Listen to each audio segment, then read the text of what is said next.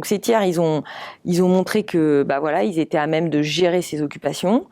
Par ailleurs, de montrer que ça avait en effet des retombées très positives, y compris pour le projet définitif lui-même, c'est-à-dire typiquement sur les grands voisins, il y a un certain nombre de services qui ont été expérimentés pendant cette période-là et qui vont finalement rester sur le site. De même que, par exemple, la notion de lieu de vie, là, il s'agit d'une opération assez grande pour le site des grands voisins.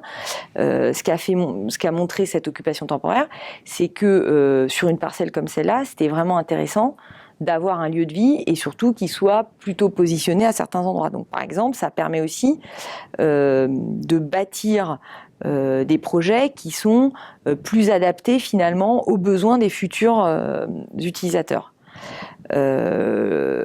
L'autre chose qu'ils permettent aussi, c'est finalement d'éviter des frais de gardiennage. Enfin, il y a tout un aspect très positif. L'autre aussi, qui a été remonté par les opérateurs immobiliers, c'est que cette occupation fait connaître le lieu et donc lui donne une image. Et donc, au moment de la commercialisation définitive, en fait, ça accélère largement cette commercialisation. Donc, à la fin, tout le monde est gagnant. Voilà, c'est juste qu'il faut quand même un peu d'imagination, être ouvert à de nouvelles façons de fonctionner.